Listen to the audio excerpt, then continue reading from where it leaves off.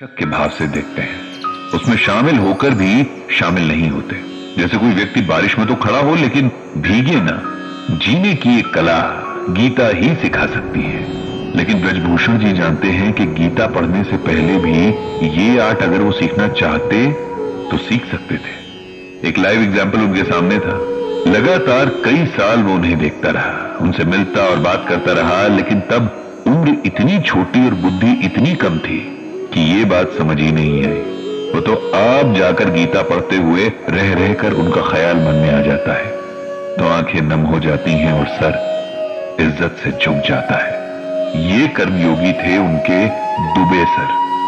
कर्मयोगी मतलब जो अपने काम में पूरे मन से लगा रहता, बिना रिजल्ट की चिंता के। दुबे जी ऑफिस में पहले बॉस के रूप में मिले और अब दिल में बड़ी गहरी इज्जत के साथ एक खास जगह बनाकर रहते हैं।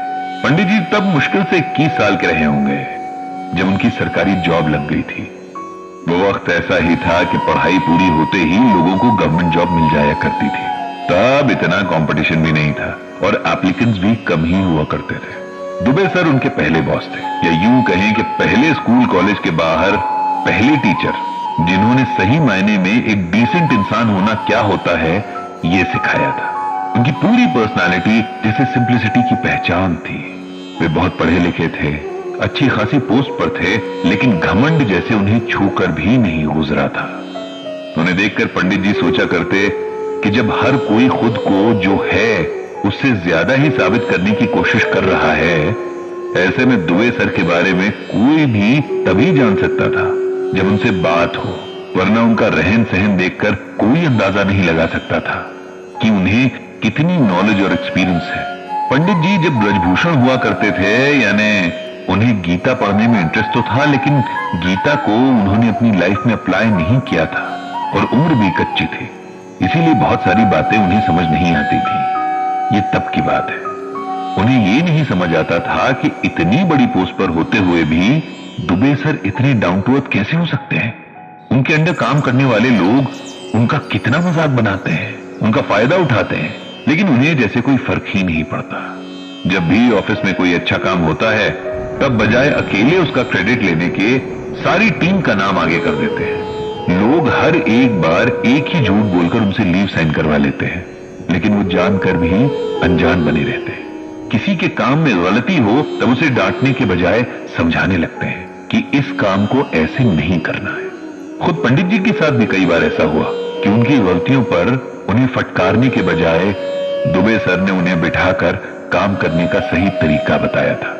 दुबे सर हर किसी से बड़े अपनेपन से मिलते थे, सबके सुख दुख पूछते थे, कई बार उन कामों में भी हेल्प कर देते थे जो उनके थे ही नहीं। पंडित जी को ये बातें बड़ी हैरान करती।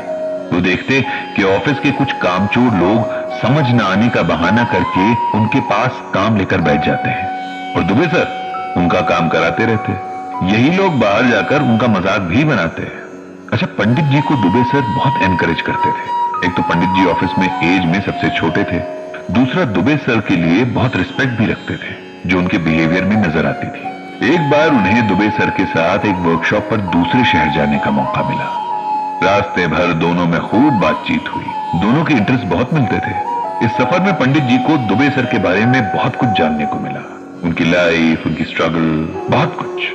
बातों बातों में पंडित जी बहुत हेजिटेशन के साथ दुबे सर से पूछ ही बैठे कि वे आखिर इतने सिंपल क्यों हैं, इतनी बड़ी पोस्ट पर होकर भी उन्हें अपनी सेल्फ रिस्पेक्ट क्यों नहीं है। दुबे सर इस बात पर पहले तो खूब हंसे और फिर हल्की मुस्कान के साथ बोले, क्योंकि मैं जानता हूं कि मैं कौन हूं।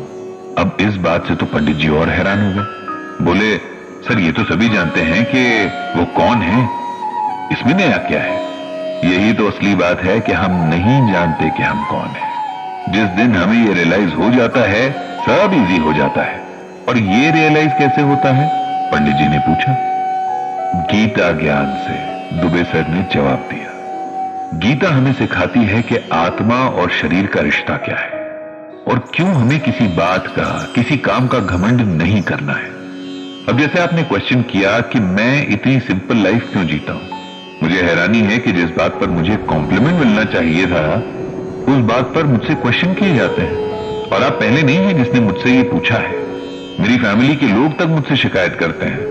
उन्हें लगता है कि मुझे अपने स्टेटस का शो ऑफ करते रहना चाहिए, अपने अंडर काम करने वाले एम्प्लॉय से थोड़ा रोब से पेश आना चाहिए। लेकिन ये सब लोग ऐसा करते हैं क्योंकि उन्हें गीता का ज्ञान नहीं है। गीता सिखाती है कि करने वाला कोई और है, हम बस एक मीडियम यानी माध्यम है। इसीलिए हमें इस बात पर कोई घमंड नहीं होना चाहिए कि हम ये हैं वो हैं, हमने ये किया वो किया। अब आते हैं आपके क्वेश्चन पर कि मैं जैसा हूं वैसा क्यों हूं। तो उसके लिए आप गीता का ये श्लोक सुनिए।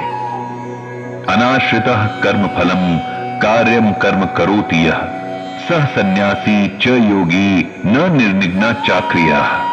इस श्लोक में भगवान कृष्ण कहते हैं कि हे अर्जुन, जो मनुष्य अपने कर्मों के फल की इच्छा किए बिना कर्म करता है और अपनी जिम्मेदारी को समझते हुए अच्छे कर्म करता है, वो योगी है। जो अच्छे कर्म नहीं करता वो संत कहलाने के काबिल नहीं है।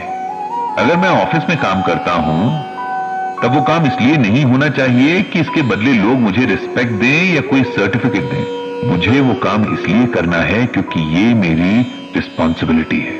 यही बात अपनी फैमिली और सोसाइटी के लिए किए काम पर भी अप्लाई होती है। अगर मुझसे किसी ने हेल्प मांगी, चाहे किसी भी इंटेंशन से मांगी, मेरा कर्म है कि मैं अगर वो कर सकता हूं तो उसे हेल्प करूं और भूल जाऊं। जितना हो सके अच्छे कर्म करूं, ऐसे कर्म जिससे कोई हर्ट ना हो, किसी का बुरा ना हो। बस अगर इस छोटी सी बात को भी हम अपनी लाइफ का एम बना लें तो संत बन जाएंगे। गीता हमें यही सिखाती है। शायद यही वो मोमेंट था जब पंडित जी को सही मायने में गीता की तरफ मुड़ने का मोटिवेशन मिला। दुबे सर ने कितनी सिंप्लिसिटी के साथ इतने डीप मैसेज को समझा दिया था। अगर एक श्लोक इतना कुछ सिखा सकता है तो सोचिए पूरी गीता तो जाने क्या क्या सिखा देगी और हमें ये क्या से क्या बना देगी। पंडित जी को ये भी तभी समझ आ गया था कि इस टाइम की जरूरत गीता को एकदम सिंपल और प्रैक्टिकल लैंग्वेज में लोगों तक पहुंचाना है ताकि लोग इसे समझें और लाइफ में अप्लाई भी करें। दुबे सर के लिए पंडित जी के दिल में एक बहुत बड़ी जगह बन चुकी थी। वो उनके टीचर थे, ऐसे टीचर जिन्होंने जिंदगी जीने का सही मेथड बस एक श्लोक में समझाकर आगे की मीनिंगफुल लाइफ की राह दिखा दी थी।